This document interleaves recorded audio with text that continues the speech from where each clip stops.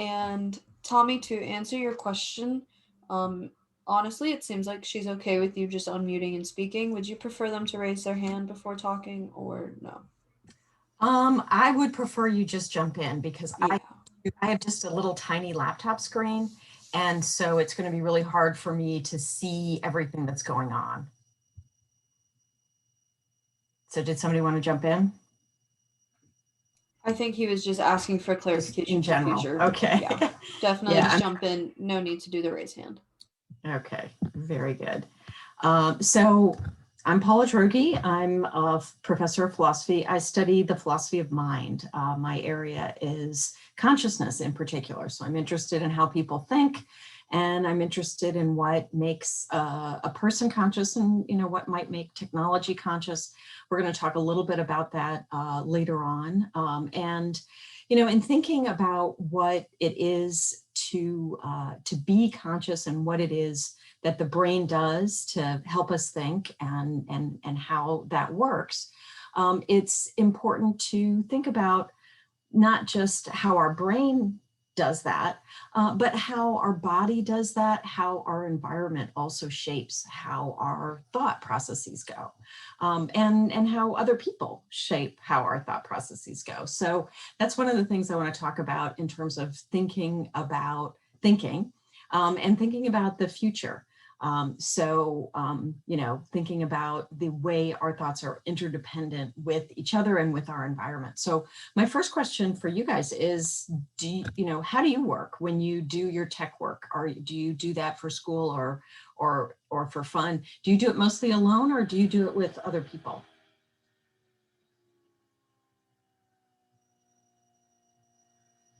I personally do most of mine alone. Anyone else do the same? Yeah, same here. Yeah, mostly alone. Of your stuff is all by yourself. We have another alone in chat. Okay. Okay. Well, I think that's interesting because I think of philosophy I do alone as well, except when I'm teaching and interacting that way. Um, and I think of tech work as more collaborative, but I guess I'm mistaken in that. So it's important to think about how that thinking works, where your ideas come from. I mean, I think especially for those of us who work alone, it can feel like our thinking is just coming out of our heads when in fact, we get ideas from other places, and our ideas can be enhanced from those kinds of interactions. So keep thinking about how that works, especially in this kind of environment. Normally with the Hack PSU, there's a lot of interaction that happens. There's, things that go on in hallways and so forth. And unfortunately with the pandemic, we don't have those opportunities, but hopefully you have some chance to do some more of that interaction during this this time than otherwise. There are 2 points that I want you to get out of this workshop. One is that the future is risky. And it's not just that the future is unpredictable, but at the current rate of technological change, things are just unknown, that things that seem like good options today might be bad options later on. And the pandemic has only increased the rate of technological change and the way in which technology is affecting us. So the future is something that we don't know about, and that involves risks in terms of our adopting technology and developing technology. And then the second thing that I want you to take away from this is that risky thinking takes practice. To think about the possibilities of change requires practicing your imaginative capacities about those kinds of changes. It's not that I'm anti-technology. I think technology can be good, but we tend to think of technology as a tool, that it's just useful and we invent useful things. But as I said, there's this interdependence of technology with our ways of life. And so when we invent a technology, that has a way of changing how we operate. So you have a smartphone and you do things differently as a result of a smartphone. Or you're, in Zoom and you do things differently as a result of having a conversation in Zoom instead of in person. So for example, that first question, how do you work normally? If we were in person, I would just have you raise your hand, but because I can't see you all, it doesn't work that way. And so we have to shift how we operate because of the technology that we're using. So we're going to practice. This is a workshop, so we're going to practice doing some risky thinking. And our first issue that we're going to think about is a telepathic helmet. And what we'll do is I'll play a video. Hopefully this will work appropriately with the sound and everything. I tested it out. My PowerPoint works, but whether it works on Zoom is an open question. So let's try it.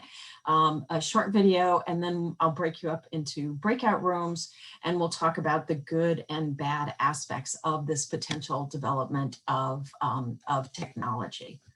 So I'm gonna let this new person come on in. So, so welcome, and we're just gonna look at this video and then talk about whether the development of this telepathic hat would be a good thing, a bad thing, and what kinds of, imagine some kinds of impacts of this telepathic hat.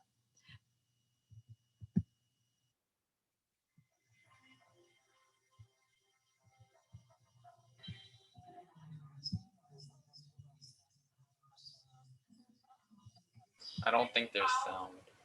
It's not working? Yeah, I don't think there's sound. There's no Seems sound. very quiet, maybe. Maybe I can just do the sound higher.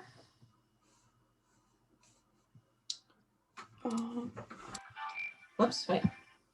I hear something. It Yeah. just needs to be turned up louder. Okay, If at all possible. See. Probably zoom me out here. Let's try this. Oops.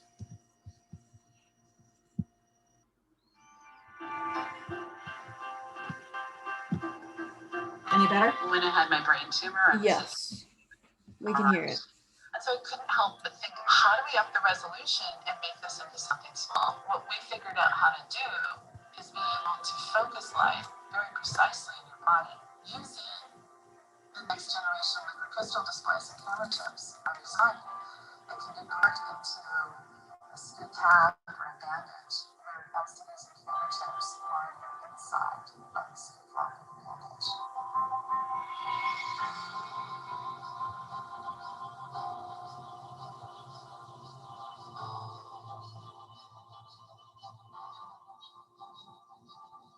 This can help lots of people with brain disease, like Stephen Hawking, and particularly people that have brain disease.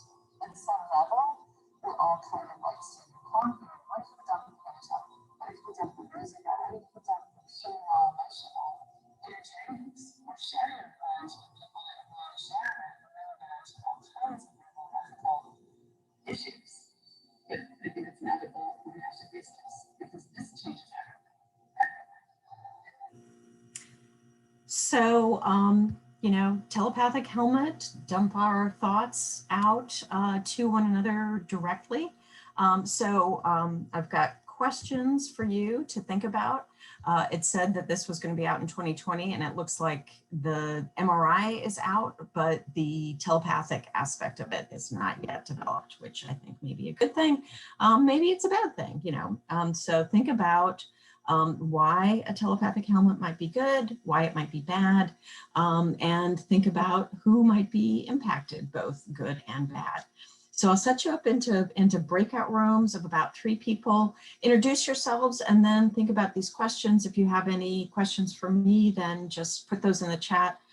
Because we don't have a whole lot of time for this, I'll just have you guys talk with each other for about 5 minutes. So, just brainstorm whatever comes to your mind for each question. Just zip through the 3 different questions, jot some stuff down, and then we'll come back together as a full group and discuss share what you came up with in your.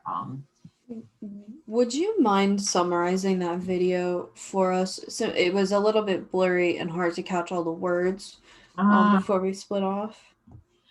So the basic idea is that she's got, well, I can't describe the technology of it. So let's just say whatever it is that is the receiving device, is she envisions it to be like an MRI, and an MRI is able to scan your brain and determine your blood flow. And based on your blood flow, neuroscientists are able to determine what brain areas are active. And the idea is that if you can interpret the thoughts that a person is having based on what brain activity they're having, then you can read those thoughts and convey those thoughts in, without a person having to limit themselves by language. Does that help? Yes, that makes a lot more sense. Okay. I think we're good to go in the breakout rooms now. Except I'm not showing that there even is an option of breakout rooms. Is that possible? Okay. We need to. I have that option. Let me see about that. So I'm gonna create, how many people are here? There are 8. Yeah, so I'll create 2 breakout rooms. That should do it. I may end up in a breakout room, and then that would be fine. I'll just join. I'll just have it assign automatically. So let's create that. And perfect. It actually looks like I won't be in one, but I will join one. So let me just open all rooms. I'll join.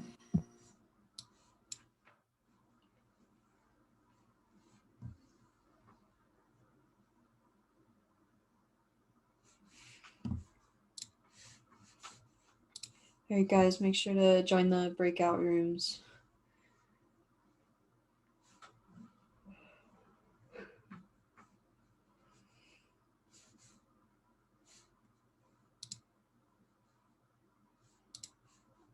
Sue? I think I pronounced that right.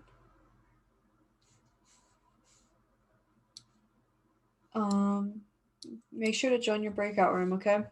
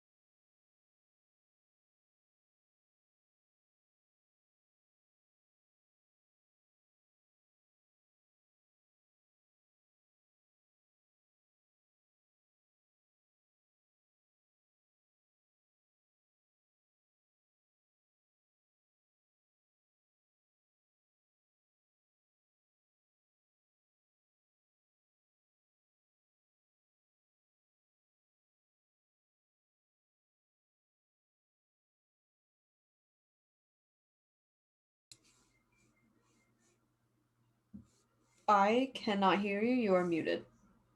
Sorry. There we go. How about that? I can hear you now. Excellent. Excellent. The joys of technology. Yes. How about, how about somebody from the other group saying a little bit about what you talked about, and then I could say a little bit about what, or maybe I'll ask Rajiv to say a little bit about what we talked about in our group. Can somebody say some of the good or bad things that you thought the telepathic helmet would involve? Yeah. It looks like there are still a few people transferring over. I don't know. It's like it's being weird. Okay, now it's loaded. Got it. Okay, everyone should be back in. So Tommy, do you want to talk about, or Amita, do you want to mention some of the things we talked about in our breakout room? Oh yeah, sure. So I said it would probably be good for like the disabled, like if people were mute and they couldn't like talk, so they could use this to like translate their thoughts. Great. Other thoughts? I said that there may be a chance of a malfunction of the device which may have some effects on the brain. So it could cause potential harm if you're wearing this thing and it malfunctions. That's another good point. That's a good sort of future risk factor. We also talked about maybe the legal side of things. It could be used with criminal cases or just kind of investigating people in general, on top of overall safety and security. Like instead of using a password, you could use this hat to, because no one can mimic like your MRI scans, that type of thing. Yeah, so so it has a potential good use in that you could use the technology to directly communicate to various devices in your life, that would come specifically from you, and that that could be a more highly secure sort of password encryption. And then Rajiv, why don't you say some of the things that you shared in our group? It looks like Rajiv accidentally left. I'm gonna message him and see if something happened on his end. Okay, well, I'll just relay what he talked about, and then we can think about the next issue. So he talked about the worries about privacy and the value for humans in having thoughts that we keep to ourselves. That for a security issue, you might want to lie to someone and tell them that that if you're a young woman and this person is your brother, and that would be a lie. That person's not actually your brother, or your brother's not actually coming, and an attacker then could attack you because that person would know that you were lying if you were wearing this telepathic hat. So so thinking about the reasons that we would want to keep our thoughts private, and reasons that we, might want to have others have access to our thoughts. These are considerations. When you develop a technology like this, it gets developed, and then it develops these different kinds of uses. And so what I'm suggesting is spending more time thinking about what these possible impacts are in advance. Jepson suggests, well, this is just the future that's coming. But I think more consideration in advance of the development of technology can allow us to put limits on certain things and develop things in other directions to prevent the sorts of bad things that we imagine, and to increase the sorts of good things that we imagine. Any other final thoughts on that before we go on to talk about conscious robots? Oops. Okay, so this is the next issue, and we'll do the same thing. It'll be a short video. Hopefully it'll be easier for you to hear. This one, if not, Kira, let me know, and I will just recap what Susan Schneider says about the possibility of conscious robots. Said AI could advance to human-level intelligence before too long, and we must understand the implications of robots becoming conscious beings. For more, I'm joined now by the author, Susan Schneider. Thanks so much for being with us. Hi, thanks for having me. So you open the book in 2045 at this store for mind enhancement, and one of the things that you can buy is a human computer. Could this really be our future? It could. Already in Japan, they're developing very human-looking androids to take care of the elderly population as they age. So it could be that in the future, we need to make decisions about purchasing artificial intelligences that look very human. But I emphasize in the book, however, it's not at all clear that machine consciousness is in the cards. So the first half of the book is really a long deliberation on whether conscious AI is even possible. But what would be the risks of having a robot that would be conscious just like you and I are? Well, one problem I have is suppose you stroll into the Center for Mind Design and you purchase a sentient android, then it feels like something to be it. So it has a conscious mental life.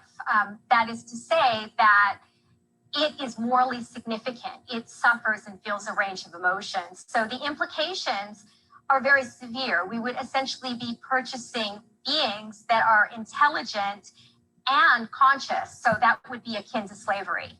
And do you think all of these engineers in Silicon Valley who are creating this stuff are thinking enough about the implications of it?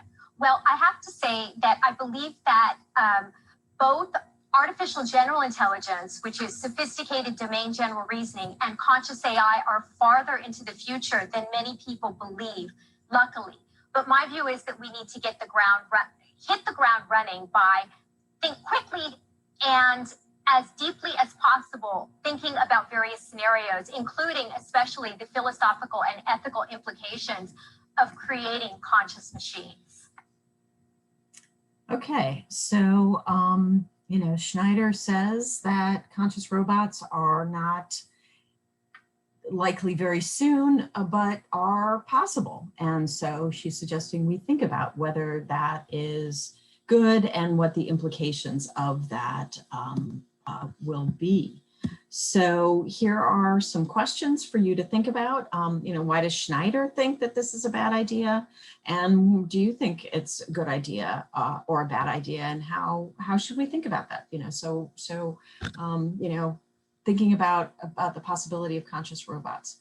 Kira, is it clear what or for any of you, Yeah.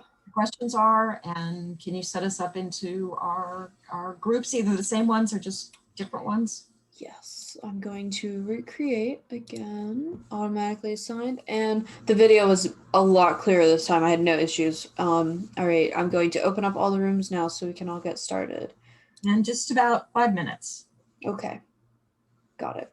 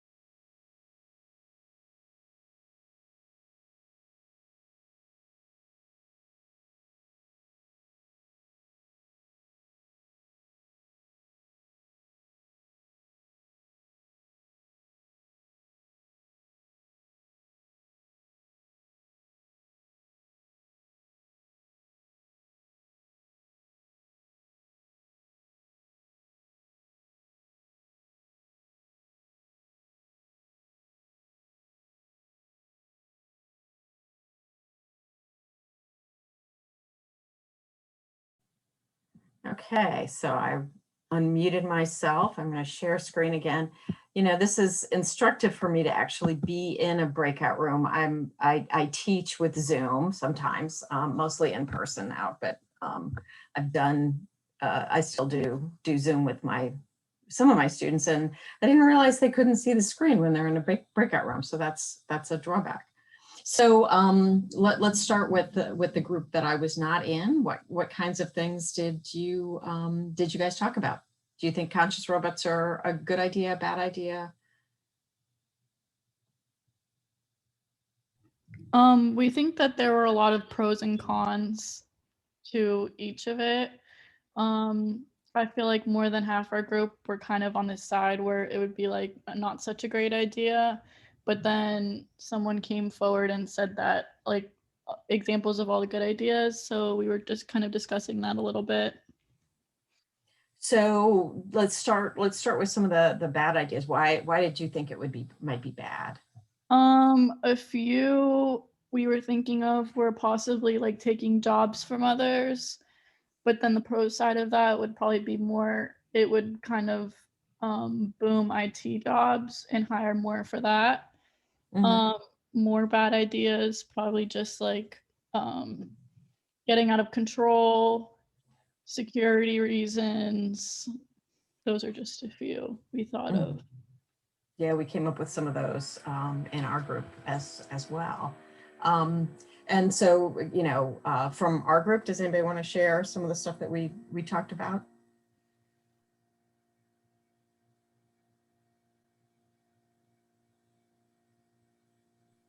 Yeah, I think we kind of talked about how robots can reach a point where they surpass human intelligence and gain freedom or free will, and we talked about the negative kind of effects of that, like the inability to turn this off, and robots basically going on their own with no way for us to stop them. Yeah, and then, you know, the question that is particularly pertinent to you hackers is, would you work on a project? You know, Tommy said that he would work on a project that was a project to develop a conscious robot.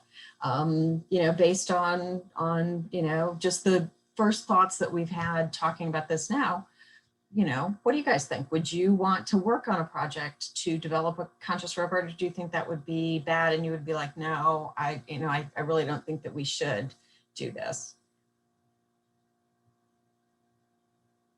I think if a project like that was going on, it's probably at the point where there's very little that could be done to maybe stop it. And I personally would rather be involved so I could understand it rather than simply against it on principle. While it like unsettles me to have like conscious AI, I would rather be involved and try and like get involved, like just get involved in it so I know what's going on. Like if there's a reason to distrust it because I'm working on it, I would know that instead of like leaving it into the unknown and just trusting someone else to do it, you know. Yeah, good consideration. You know, like what you know, what might you be able to do by being part of that project to influence it? And you know, and the part of the my goal in this you know, tiny little workshop right now is to raise these issues so that you you know, you think about what the different possibilities are in terms of how you personally engage with these different future possibilities. You know, like how can you think in advance about what kinds of things are good and what kinds of things are bad, you know? So, you know, you're Kira and you're in this project and you're thinking about, you know, you're busy building a conscious robot. You know, had this workshop and you're a little concerned about some of the things that we talked about the robot gaining free will, about, you know, using these robots as slaves and generating suffering as a result. And so, you know, so after this workshop is over, think about, well, what kinds of influences could you have on the development of a conscious robot to ensure that it is better rather than worse in terms of the technological development? You know, should there be ethical rules? One of the things that is being debated right now is whether there should be more limits on Facebook and Twitter based on how the technology is manipulating us to think things and do things that are maybe not good for our society right now. So, you know, so if you were at Twitter or Facebook, what kinds of rules could be set up to make things more effective? If you were to build a conscious robot, what kind of rules could be set up? What kinds of internal systems could be set up to make this system a better system rather than a worse system? And then, you know, thinking through what counts as better and worse, and to whom it would be better and worse. Okay, so we've got time for our last our last scenario that we're going to consider. So this is transhumanism. So this is considering actually taking technology and making it part of your own brain. So let's see what Snyder says about this. Writing the book about this concept of transhumanism. I mean, what are the ethical implications of us having essentially computer implants in our brains? Great question. So Elon Musk, for example, is a big proponent of the idea of merging with AI, and he believes that to deal with future technological unemployment and to deal with the possibility of super intelligent AI, we need to actually put artificial intelligence inside of our head. So it could be that the next big wave of AI work is actually putting AI in our heads. So we need to think hard about that, what that means now. We need to, for example, think about whether conscious AI is even possible. If it's not, and we replace parts of our brains with microchips, then we would be diminishing our conscious mental life. And Susan, in 20 seconds, if you can, what should be happening now to check artificial intelligence so it doesn't outsmart us? Oh, that's difficult. So I don't think there's a chance that artificial intelligence is going to outsmart us in the next 30 to 40 years. But I do think in the future, what we need to do is a lot of testing at the R&D stage. And one thing I talk about in the book is the import of understanding whether the machines that we create could be conscious and what the impact of consciousness could be on the overall architecture of the system. Susan Schneider, thank you so much for joining us. Thank you. Okay, so one more set of questions is the same set of questions. So why would it be bad to merge with AI? And, you know, would you do it anyway? Do you think that might be a good idea? So Kira, if you could set us up in our groups again and leave us there for about 5 minutes again to think about merging with AI, and then we'll resume back for just a couple of minutes before we leave. Of course, sounds good. They are now open. Thank you.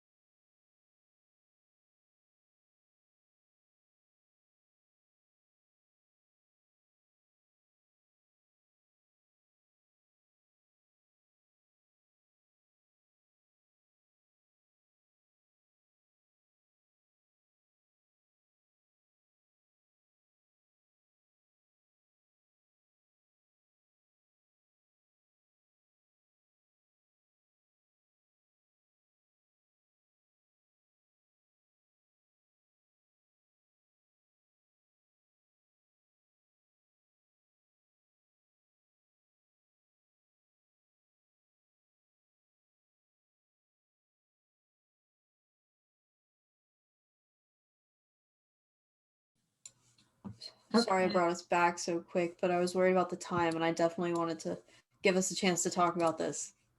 Yeah, yeah. So why don't we start with your group again, so I can learn what you guys talked about with the merging.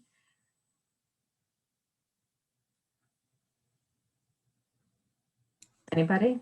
Rajiv or Tommy, do you guys want to take over that? Rajiv, I feel like you made a good point in there that they're already doing it. So Yeah, so we talked about Neuralink, which is like Elon Musk's basically just like implantable technology, and they're using it right now on pigs to like help them cure like certain diseases. I think one of them was like seizures, and it can also cure like blindness or something.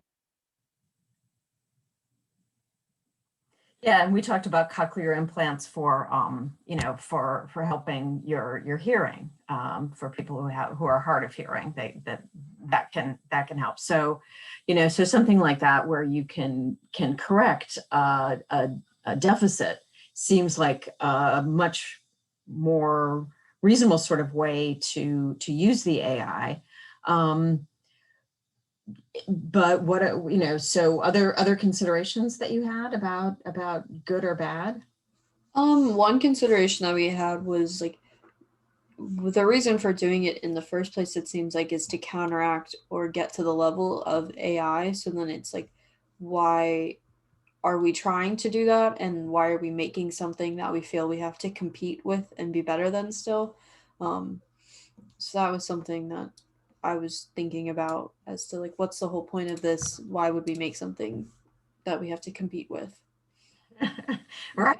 And I think that's really part of what I want to introduce to this conversation is that question, that we feel like we need to make things to be the ones to make things, and that you know if there's something to be made, we need to make it.